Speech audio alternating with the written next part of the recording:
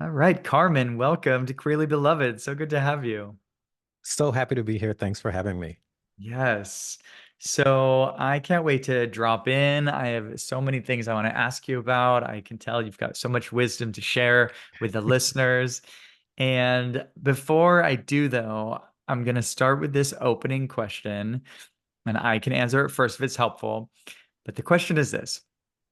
The invitation is to breathe in, kind of get centered, and answer who are you in this moment? But tell me by describing the perfect drag avatar that embodies that. And when I say drag avatar, it could be a traditional drag queen, or it could be something more kind of, I don't know, ethereal, like a tree or something like that. If you think you have it, great. If not, I can go. I think I have it. Awesome. I am I'm a ball of light Hmm. sitting under a tree, taking a respite, sometimes shining brightly. Um, in this moment, maybe half-mast, but still glowing, Hmm. and getting my sustenance and nourishment from all around me. Hmm. Yeah, and if you don't mind, share a little more why you are in that place of receiving the sustenance. Before we jumped on, you were talking about this new practice of taking some space. I'm wondering if that has something to do with it or something else you'd like to share about that. Well, I think that, and I'll speak for myself, in doing this light work, Mm. you are always um, luminous. You Hmm. are always shining a beacon to others, too bright a light for some, but Hmm. it's always radiating from you. Mm. And I'm learning it's important to honor that light, that gift of light, because we Mm. don't create it. Um, or I believe that I don't create it, that it is a gift given unto me to share with the world. And at the same time, I have to nourish the vessel that houses the light. And Hmm. so I'm learning to not fill up every single moment of my day, to take the space or the time that I have, whether it's outside, whether I'm in a conference room and it's 5 minutes before the meeting starts. I want to be in that space. I want to take the privilege and the opportunity and receive what this space that I've been allowed into, called into, placed into is giving to me so that I can fully give out whatever I am called to give out in that moment. Mm. Beautiful. Yeah, so important to take care of that light, that gift to the world. And the gift that you can give to the gift is by caring for it in a good way. And so you mentioned some time blocks. What else do you do to care for the light? What other practices do you have? Or are you still kind of in the process of finding them? Oh no, I have my ritual dance. Um, there is a quote, and I don't know who said it, but that when someone dances, a part of their soul is released. And so I dance solo. There's Mm. probably a couple of videos on my Instagram. Once when I was in Colombia for a month on a respite, and maybe about a few months ago. Sometimes I'll let the camera go and I'll just do it like after I've done some content creation. But most of the time it's by myself. I turn on my Spotify DJ. Spotify's not paying me, but I'll turn it on and I let my arms sway. I let my body move, and I Mm. just let my spirit be released, and that gives me a spirit of joy, and Mm. I feel so much better, and I feel full when I Yes. dance. I love that so much. What a beautiful practice. And I really resonate with that. That movement helps my spirit release. And Hmm. it's interesting because it's one of those practices that is both nurturing and energizing. Like it's Yes. helping me feel that sort of like that nurturing energy, but it's like invigorating too, and like giving me energy. Yeah, that's beautiful. Thanks for sharing that. And I feel like a certain invitation to bring more of that into my practice too. I especially love doing it outside in my backyard. For a while, I was every day, it was part of my ritual was I would listen to one particular song and I would just like move with my bare feet on the grass and just let it Mhm. all out and start to feel the sun on my skin and Yeah. mm, sweet. So, okay, so I'll go now and tapping into my drag avatar in this moment. Hmm, hmm. I'm seeing this like this bird that I don't want to mispronounce its name, but it's a Guatemala bird and it's kind of peacocky and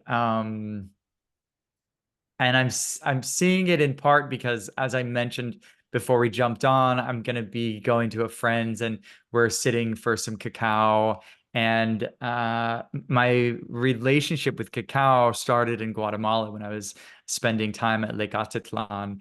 And I felt really connected to this one particular bird there. And I'm just feeling connected to Guatemala. And in that connection, I'm feeling this connection to the bird. And I think specifically the traits of that bird are just flowing and moving and sort of dancing through life and allowing life to come and to be with it as it comes. And, sometimes I think about these different roles that I play, as an uncle, as a son, as a friend, as a coach, as a client, as a podcaster. They are all complementary in many ways, and they are different hats that I put on. And I think some of my mastery is finding the flow between all these roles. And Mm. it's interesting to think about how many of them happen, in an hour's time. I might move between like seven of them easily. And Mhm. and I'm just feeling sort of this sweet, beautiful bird kind of just moving in flow and with life. And yeah, that's who I'm channeling today. Sounds beautiful. Thank you. So I would love to start with hearing some of your story of coming into your light and realizing the light that you are and learning that this spiritual path was a path for you to follow. How did that come to be? Well, in my book, Holy Queer, The Coming Out of Christ, I write that I was born on the third pew, which is very Southern. I grew up in Texas and small town Texas. And we went to church a lot back in the 80s. Like we were at church a lot. Mm, And church was more than just a Sunday service. It was community. We ate meals. We had like sleepovers, the young people, as they called us. We had vacation Bible schools where in the summer, one church would do it this week, and then the next week another would. And it was basically like an after school camp, but it was at the church. And it really was just community. mm, And I loved it. I was always attracted to not just the music, but I paid attention to the sermons. And when I was maybe four, I think I was about 4 years old. I love the music, so my mom let me go with her to the choir rehearsal because, children were singing and not heard. So I mm, sat there just listening and watching everything, really just enthralled with the whole process of like the choir rehearsal. mm, And the minister came in and saw me and picked me up and he walked me to the podium in the middle and said, "Say something into the mic." And I don't even know what I must have mumbled something. And he turned to my mother. She loves telling this story and mm. said, when he's older, he's going to preach. Wow. My mom loved that story. I always said, oh, absolutely not. Like that, no, because I'm like, I'm gay, a Mm, Baptist church, never going to happen. mm, Plus, I don't want to be dependent upon y'all for money because I see how people are struggling. I'm like, no, this is not my life. mhm, And, but I always knew that I had a connection that was different from my friends.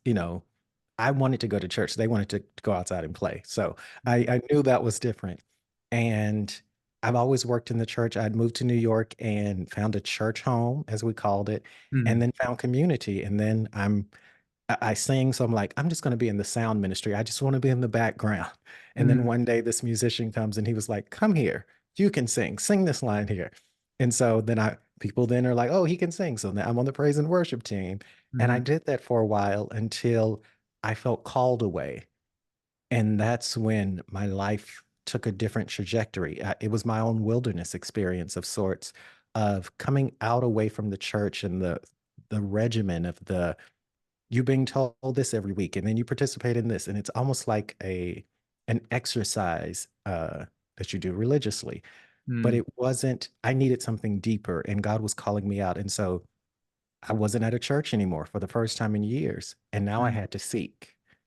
Now I mm, had to go out and seek not just sermons, but like communion, fellowship. Like, where can I find this? And that's where I started to find mm, different authors, like Elizabeth Lesser, The Seeker's Guide, Reverend Ed Bacon, and Michael Bernard Beckwith. And so I'm really now hearing diverse voices that I would have never heard in the church. mm, And along this process got my calling to ministry.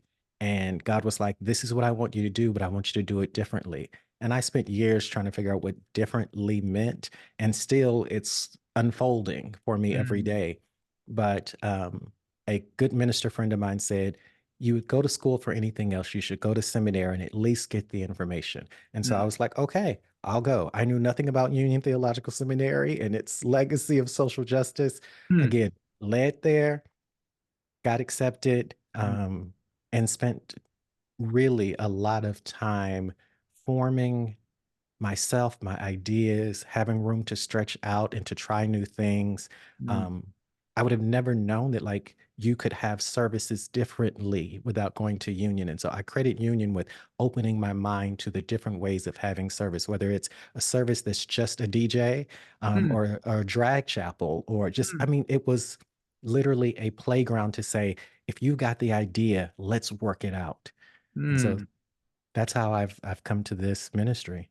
And so, what does that look like? Is it folks who are part of the community are coming and bringing in ideas, or how? What I love the energy of play and experimentation in it. And I'm just curious about the nuts and bolts of it. How does it actually play out? It's chapel is Monday through Thursday, 30 minutes in the, lunchtime, and nothing else is scheduled then so that people can go and participate, but students bring their ideas. There's a chapel team of students and a chapel minister who is a member of faculty and will help walk you through, help organize. You can say, I want to do something this Thursday 4 weeks from now. They will help you, like, organize your idea. You Hmm. can bring in, I don't want any music, or I want to preach this way. I want to set the chairs up differently, or I want mats on the floor. It's all of Hmm. the things. You want to do multimedia. Let's figure out how to do it. And so it literally was a sort of here's the stage. Now you dress it how you want to. And Hmm. then if it works, it works. If it doesn't, you critique it. But I think it's always not even a failure. It's always working itself. But the students are bringing their ideas. Oh, I love that so much. It's interesting how many people tend to find their practice with God, and it becomes the practice that they do every Sunday or every day or whatever it is. And it works, and there's nothing wrong with it, Mhm. but it does become a bit of a box. It becomes a bit of a routine almost. I mean, as I was sharing about how I used to dance in the grass as part of my practice, that was a way for me to connect with God. And it's not part of my practice now. It might be again, but I've made it a practice to mix up my practice so that Mhm. I'm constantly evolving in the different ways that I get to connect with God. And I feel like a lot of institutions don't give a lot of space for that it becomes like very regimented and Mhm. very regular. And again, there's some value to that. I'm sure it's comforting and feels really safe and helpful and nourishing to many people. But maybe, going back to the nourishing and energizing, perhaps sometimes it's not as energizing because it's the same thing, the same, and oftentimes routines kind of just become routine and we aren't as Mhm. present. And so I love this idea of just wiping all that clean and allowing people to experiment and play. And in so doing, inviting so many diverse and a large vocabulary and possibility of ways to connect with God, be it through dance or stretching or sitting or whatever. What are some of the ways that you've experienced or seen that have been kind of interesting and creative, maybe? Well, Union made a decision years before I got there to remove all the pews from the chapel. Hmm. which I was told was not received very well at the time. Of Uh-huh. course, any change in a church setting does not Uh, is not received well. But in doing so, it allows them to rearrange the sanctuary or the chapel in any kind of way. So I was able to experience in a round. I was able to experience sitting on meditation mats. mhm, Um, we've done a chapel where like it was just two lines and we faced each other. mm, And like as we went through ministry, you're looking at the person in front of you, and it's almost like you're connecting and communicating in a mm, way that we're not looking just at a central figure, but we're mm, looking at each other. mm, A drag chapel, like I said, a DJ chapel where mm, it was music, but it was themed towards, and it's everyday music, but it was themed towards, um, like, and David danced, and then there would be like a Rihanna song played, or everyone doing the electric slide in the chapel because there's no chairs, it removed it all. But you left again feeling energized and like you had communed with God. And I mhm, think I was very open to those things because during my seeking time, I was able to go, oh, God does not live in those four walls. God mm, lives within every soul. And so I can be out in nature and experience God. I can watch this butterfly do its thing and experience God. I can be with animals. I can ride a horse. You can be I went to a friend's birthday brunch in New York, and brunch is a whole thing, as you know. mm, And I was at the bar. I was at school. I went to the bar to get a drink, and someone walked up and said, "Well, I heard you're a minister." And I'm like, well, I'm in school right now, but I'm trying to figure out. And she was telling me about her church experience, and I'm affirming her, but I'm just talking. And within 2 or 3 minutes, there's like 10 people circled around me at this bar. And we're mm, actually just having a ministry moment. And I'm going, this is possible outside of the program of do this, mm, do this, do this, do this.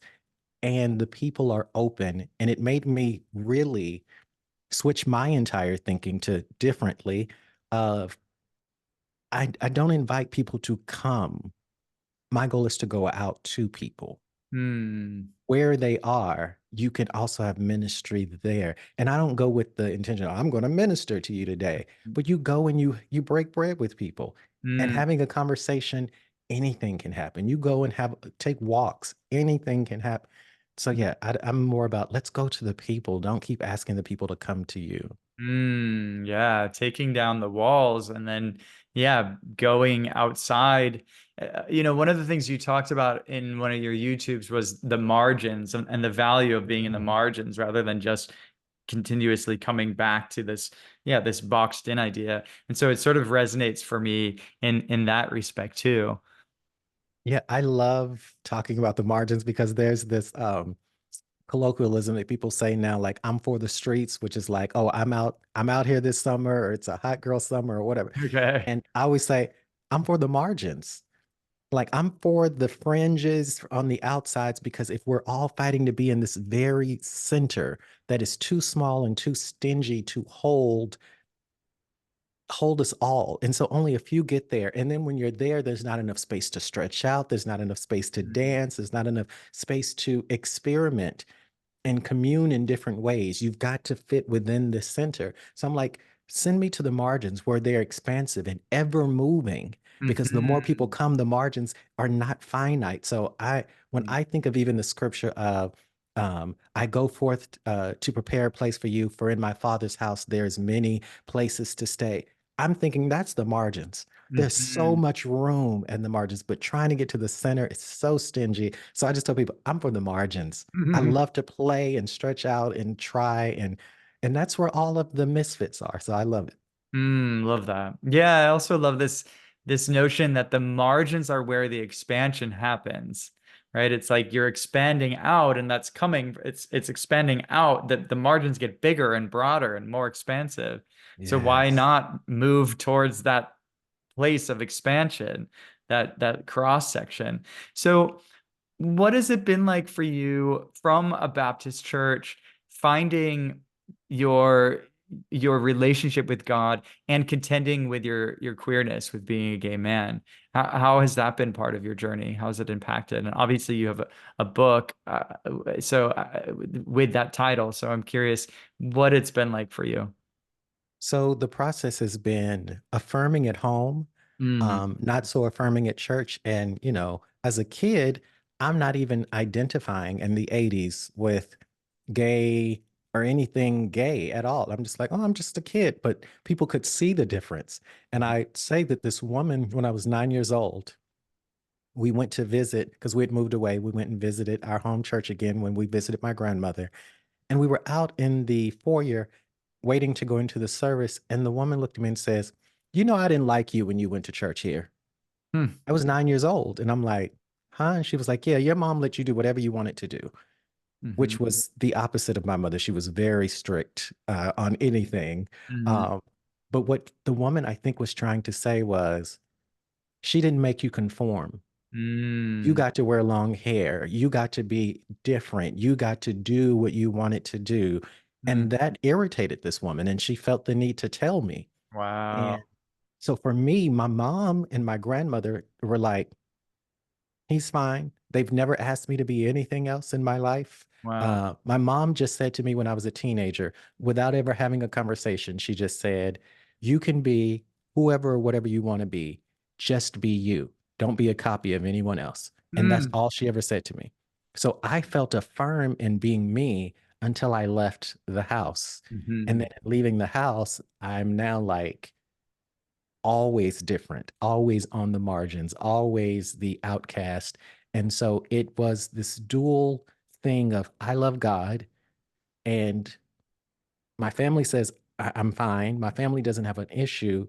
mhm. But if God has an issue with me, then what my family says doesn't mean a thing to me because if Yeah. God hates me, then Mhm, I need to do something to change it. I think that's where I cling to church more, trying to be more spiritual, more religious. I'm going to go more. I'm going to pay attention. I'm going to do all the things so that God is proud of me. And I remember as a teenager praying one night, like, I'm going to go to sleep.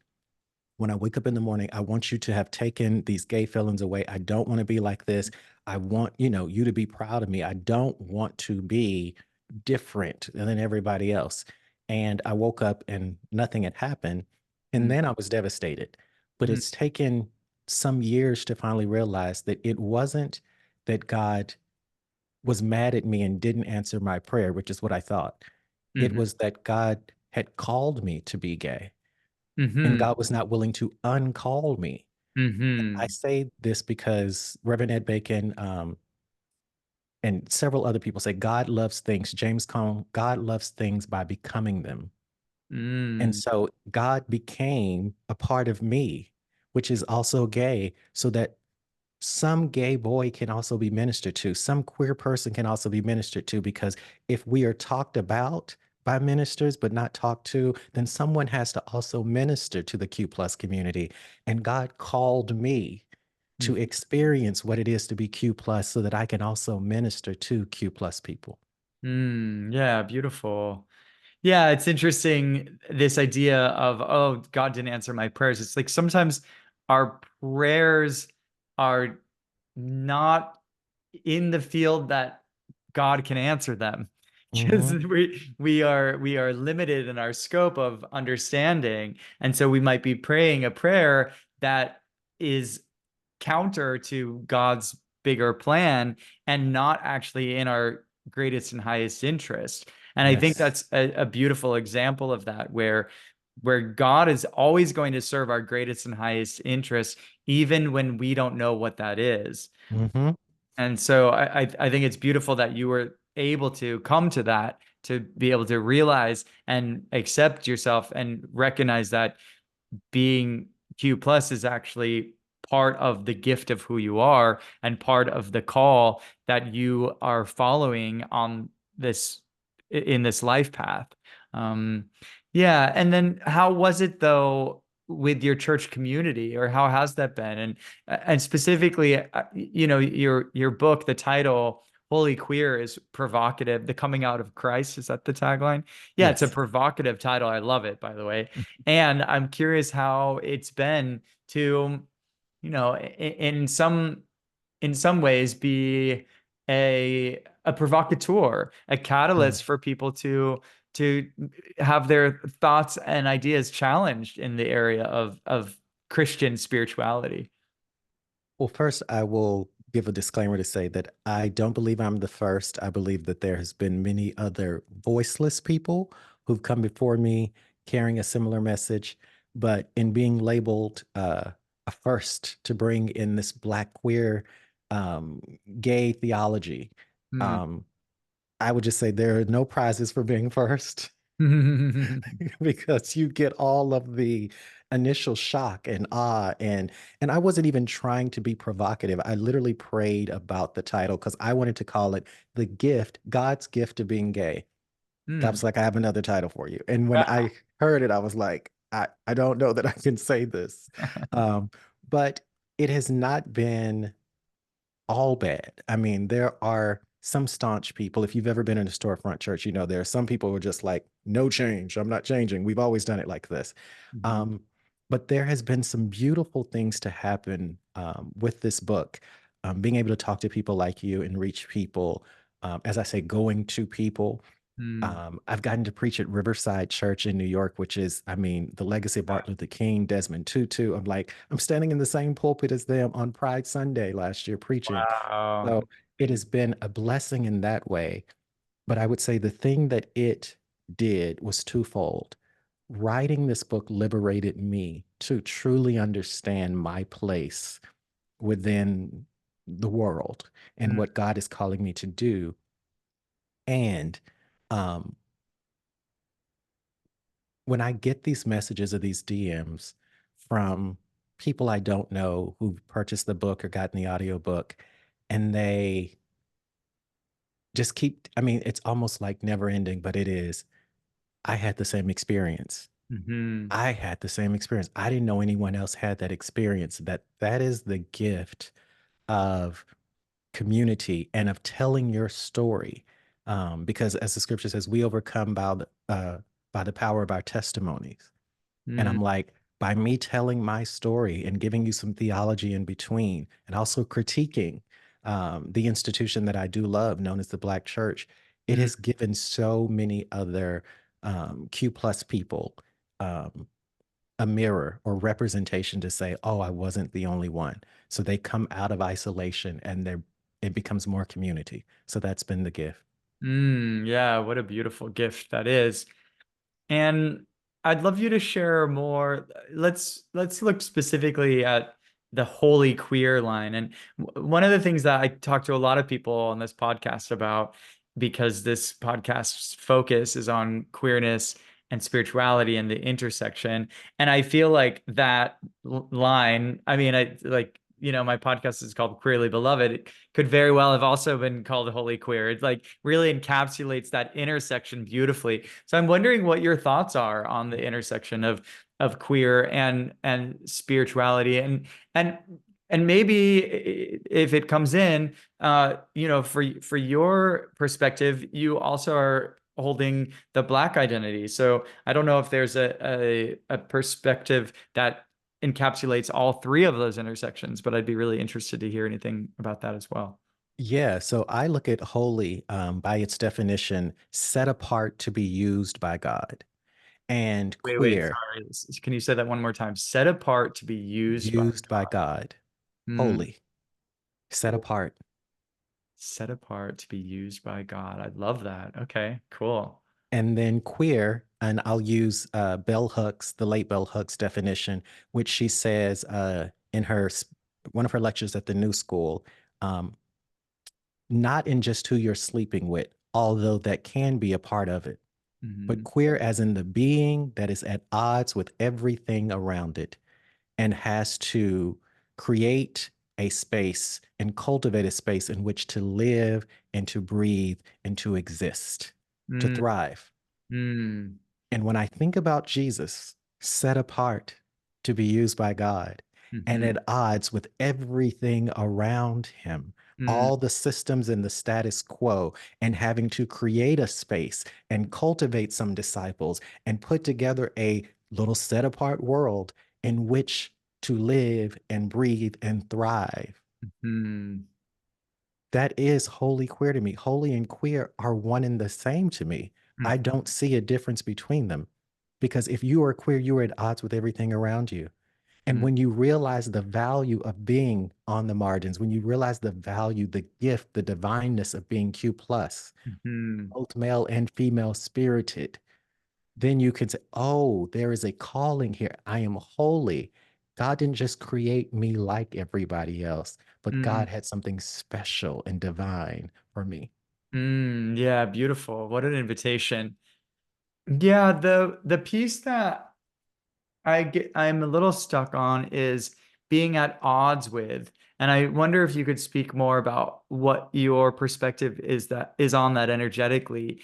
I'm feeling like, because it is a gift, right? And there's this gift of getting to create since there's a rejection from the center or Mhm. not being able to fit in, there's a need to be on the margins and then create something that does allow for belonging and to be held in the space of God.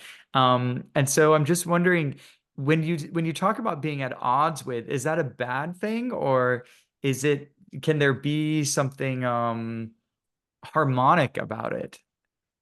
Oh, I definitely look at being at odds almost as a badge of honor. It's that Mm, you don't fit the status quo.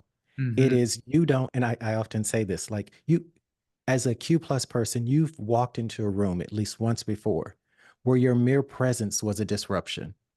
Didn't Hmm. do anything. You didn't say it. You just showed up and they're like, this person is here, or this drag queen is here, and you're like, I just walked in the room. You're at odds with the status quo.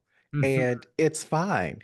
Uh-huh. Your light is shining brightly, but you Yes. can't unshine the light that you didn't give yourself. Again, it's a gift. So Yes. you just have to either walk in the room and shine and let them be at odds with you, or step outside the room and create something even bigger. But either way, you're at odds with the surroundings of the status quo, the status quo thinking. For me, the church and thinking that and anything gay is just against God and God hates you and hate the sin and not the sinner and all of, and I'm like, I'm just here. I'm just a kid who loves church and loves God. Yeah, what I'm hearing in that, and I love the idea of disruption even being this positive gift, right? On Hmm. odds that being this positive gift. And what I'm tuning into now that you've clarified that a little bit for me is the gift of invitation towards more expansion, towards more creation, towards allowing for something new, for something bigger and broader, and to move beyond the margins as a result of being that disruption or being at odds with. That feels juicy to me. Yeah, I like to end all of my talks by saying, let disruption be the catalyst for your liberation. Mm, And I mean that like in its literal form, because we often look at disruption as though it has come against us.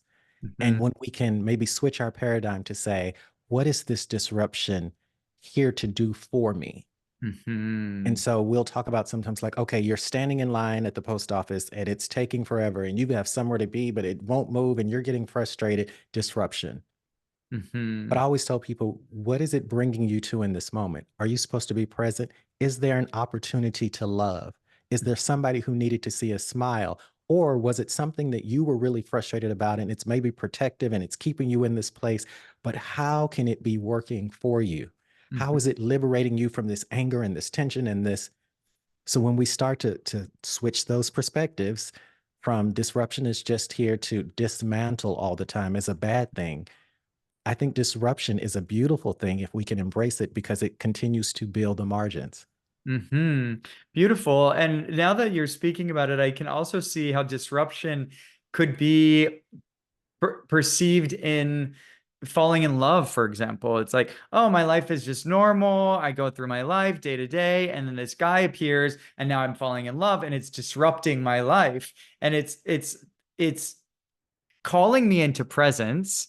It's moving me out of the old routine or the asleepness that I was experiencing. Hmm. It's really waking me up. So it could be someone cutting me off on the highway, or it could be a really handsome man smiling at me and giving me his number. Both are disruptions in this light, and both are gifts of invitation into presence, into creating something new, and really Yes. dancing with life in this more present way.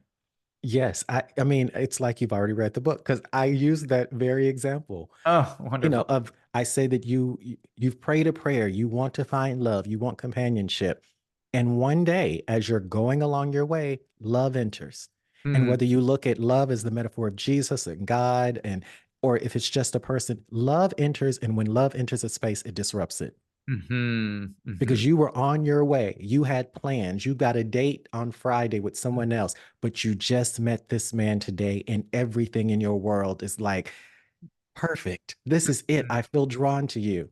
hmm But had you known yesterday that you were going to meet the love of your life today, maybe you would have did things different. But now you have no choice. You hmm either go with the liberation of love with the disruption, or you go, I'll wait and maybe you'll be here 2 weeks after my date. No, people welcome that type of disruption. And if we see it like that, then disruption starts to be the thing that we stop and go, well, it is uncomfortable. hmm Disruption is not easy. I'm not trying to say that. I'm saying it's hmm uncomfortable. And when you hear, when you see, when you feel the disruption, stop for just a moment in hmm the invitation to ask yourself, what is it liberating me into? hmm Beautiful. Yeah, I mean anything that is a catalyst for change is uncomfortable from my experience. And part of our mission is to also reframe that and to be able to see how being uncomfortable is a sign of our growth. And yeah, I love asking that question of what is the liberation in this? Because it is always a liberation if we care to see it through that lens, if we care to choose it as such. Yeah, think about the Buddhist tenet that like nothing is permanent. Hmm Maybe it's simply just liberating us from being static. hmm hmm Nothing is permanent. Okay, so I do this every day. I go here, and why is it disruptive today? Because nothing is permanent, but you can be called to this present moment and experience the joy of something new. You're not in control, yeah, but you get to experience something new. And that is life and living. We shouldn't have a Groundhog Day experience where everything is the same every day or every service looks the same. It hmm should be something new. Beautiful. And the invitation that's coming up for me is how do we create these disturbances, and I feel the need to like call them delightful disturbances or something. They're not always pleasant, but how can we invite more of these delightful disturbances into our lives? Be it a choice to have a dance party for one, suddenly in the afternoon, or be it a choice to introduce yourself to that kind looking stranger. But how do we find these delightful disturbances that can create these pathways to liberation and to more connection with God in this dance of life? I think we have to choose to do something different. Hmm Many of us who drive or bike or take the subway know the route home and to work, like we say, like the back of our hand. And so there are many spaces where we unplug and are not conscious because we know how many steps, we know which stop sign, we know where the cop is so that we, don't speed through that. We know this, but maybe on those routes of that we know, we stop and say, let me just act like I don't know. Oh, that house has a new color on the door. Oh, when did they put that up there? And you begin to open yourselves to new possibilities. If you walk the same way every day from your car to the front door, maybe go around a different way, maybe park in a different spot. It doesn't feel like a huge thing, but these are little disruptions to your day. And hmm I pray a prayer often that says, God, let me be open to the opportunities to love. And Mm, that means I have to be present in the room, in the space, walking outside, because I never know if I'm going to encounter somebody or some being that needs a moment of love. And I'm not saying I'm walking through the streets healing people. I'm like, simply, some people you can see the frustration and you just go, just Hmm. give them a smile. And we know this, never underestimate the power of a smile. It is standing in line and seeing the person frustrated behind you because the cashier is slow. And so you say, I'll buy the next person's coffee. Hmm. Just let me be open to the opportunities to love. Hmm. Oh, I love that. I love that. Yeah, the other thought that came up for me in seeking these delightful disturbances was to to ask what would it be like if I were experiencing this for the first time? And to ask that question when you're seeing your husband of 20 years, like what would it be like to be experiencing this dinner date with my husband as if it was the first time? Or for me, I take a yoga class that is the same exact postures every single time. And I was just thinking about it earlier today when I was in class. I was like, man, I really like lately have been really checking out. I go through it all and I sweat and I know that it's serving my body, but I'm pretty checked out because I know exactly what's going to happen Mhm. next. And so asking that question, like, what would it be like if I was experiencing this as if it was the first time, and bringing that invitation of presence into the routines, into the typical things that we experience day to day. A Hmm. good friend of mine who teaches at the New School, Michael Robertson, he and his co-teacher, Dr. Semper, um, they taught ballroom culture at the New School a few years Oh, ago, Lord. and they teach it every few years. And in this book called "And the Category Is" by Ricky Tucker, Hmm. he talks about he took the class, and they start the class by telling them, I want you to be an enlightened witness. So when you are watching this clip, when you are out in the world, when you're watching a performance, when you're seeing something, be asking yourself, what do I see? What do I hear? And what am I experiencing? Hmm. And some people say, what am I feeling? But what am I experiencing feels more expansive to me. So Hmm. if we thought of our encounters in that way, of that I want to be an enlightened witness, not that I just witness life past me or witness this class, or something I did recently was watch Bridgerton because I like that show. I just finished it last night. Yeah. But I'm on my second round of Bridgerton now Oh, because okay. now I'm watching the stories of the fashion and the scenery. And so Uh-huh. it's a whole, Fabulous. I know the story now, but now I get Uh-huh. to see how these other elements are adding or are characters. So it's Uh-huh. now really, what am I seeing beyond just the Just characters in the story? storyline. Yeah. So I want to be an enlightened witness in life. Hmm.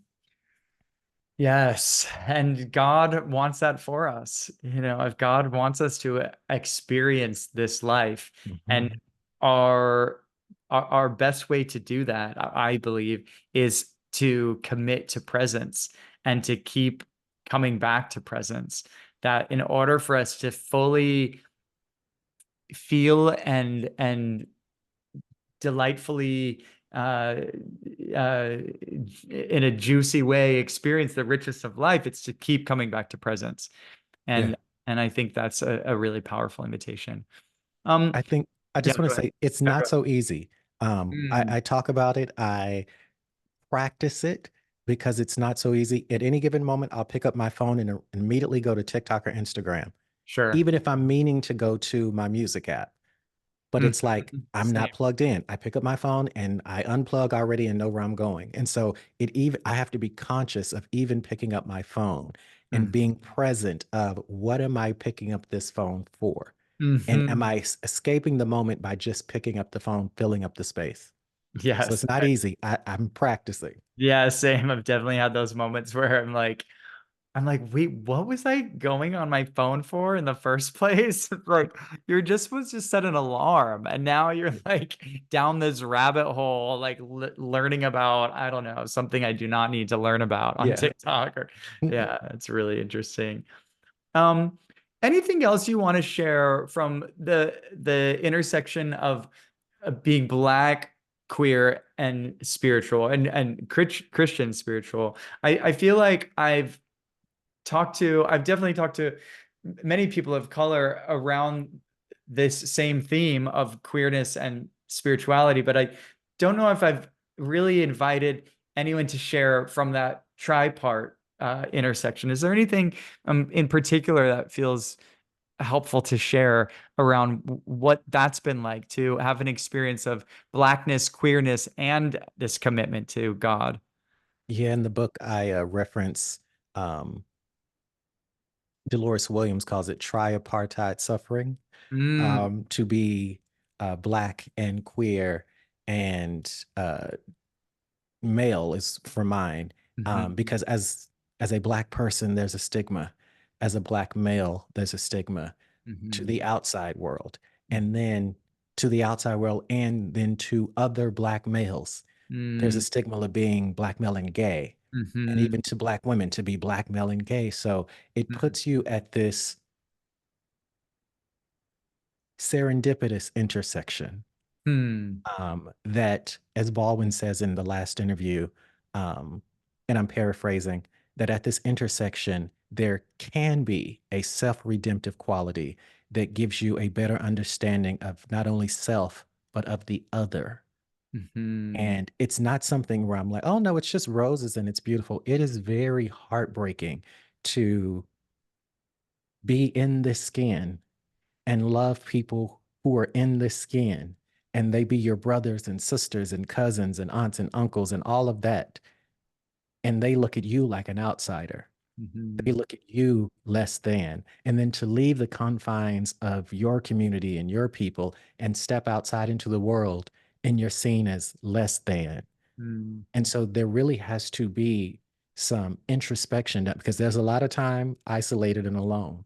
Um, and in that, I think that I've been able to cultivate the self redemptive quality of learning myself, being enlightened, my practices, learning what works for me, and how to restore myself. Where do I get sustenance from when my own community is rejecting me and the world is rejecting me? And in that, it helps me see the other in a mm, lot more graceful way. It mm, helps me see the struggle in someone else. It helps me see the isolation. It helps me see the sadness. It helps me also to honor the joy when I see other people having joyful moments. mm. I'm what they would call a crybaby, because if you have a one of those stories where someone comes out of nowhere and gives you like $5,000, I'm in tears. Or if someone just like showed up at your house and was like, you're gonna get the night off and we're gonna babysit the kids and you're gonna get a week full. I'm just like, that is so great. Like so. I I resonate with the challenge of being the other and being othered, Mm, because that's where I've lived and spent a lot of my mm, time. But the gift of that is that I've been able to see myself, understand myself, which allows me to see others. And I'll sum that up by saying, I say that heal people heal people. mhm, mhm. Yes, beautiful. And for folks who have had the experience of being from marginalized communities, being from oppressed communities, there's been a strong need to heal. I mean, I believe that everybody needs healing, but those who have had those experiences, they likely have been on a even bigger, more epic healing journey, which perhaps in some ways can set them up for being on the other side of that to heal in a good way, to heal with that compassion, with that grace, with that love. Mm. Yeah. It's how you're, I don't want to say how you're going to get through. It's a necessity. Um, Mhm. because the other side of that is carrying around a bunch of pain and Mhm. anger and bitterness and isolation. And that is the antithesis of the beloved community. That is the antithesis of love. And Mhm. so I'm like, either you choose to say, there has to be a better way, and I'll do the work, or Mhm. you choose to live in the anger. And there's no judgment on my behalf for anyone, Mhm. for their choice. I just chose that I could not stay isolated. I couldn't keep quiet. I couldn't not be who I am. My light Mhm. precedes me. So I would love to blend into the background some days and have no one notice me, but I'm like, that's Mhm. not the gift I was given. So I had to make a choice to own this or be afraid of it the entire time. Mhm. Yeah, and the more of us who make that choice, the more that the folks who are struggling with that choice can see that it's possible. Because I feel like many people don't make the choice to go into their healing process because they don't think it's possible, that they are so caught in their lack of self-worth and self-doubt that they don't think it's possible for them. And Yeah. I feel like your story, people with stories like yours can help folks be inspired to see that it is possible, that we can all find healing, that it's available for all of us. Well, as you see, here comes the crybaby again, because that has been one of the hardest things for me to wrap my head around. Mm, Well, I'll say wrap my heart around. I understand it in my head, but mhm, that I'm representation for other people. Even when they say it to me, it's a really challenging thing that I have to sit with because I still see I'm I'm I'm doing the work. I'm practicing this thing called life. mhm, And they in my mind, I think that they are going, "Oh, you've made it to some place," when really they're just looking at the possibilities. But sometimes it's really difficult for me to hear, "You are representation." And it's a beautiful thing, but it's also challenging because I'm like, "And I'm just like you." And I hope mhm. that you see that part too. Yeah, beautiful. And with that, you get to find that moment under the tree, Yeah. where you can just have your light protected in the shade, Yeah. and find those moments to dance with joy and to let it all out and to keep being in this process. I Yes. resonate with that a lot too. So yeah, thanks for sharing that. Any final words that you want to share with the listeners as we wrap up today? I just want to remind people that you are here for a reason. You've been called to this moment, to this podcast, to this place you are in life for a reason. And if you focus on the opportunity to love, and that love can start with yourself, focus on where this disruption, where this dis-ease is causing you pain. Just like a doctor goes, let me know the hurt here, and you go, ouch. That's where they know where to treat. Find the ouch and let that disruption be the catalyst for your liberation. Yes, amen. Thank you so much, Thank Carmen. you. This was a total pleasure. The pleasure was all mine. Happy to come back again.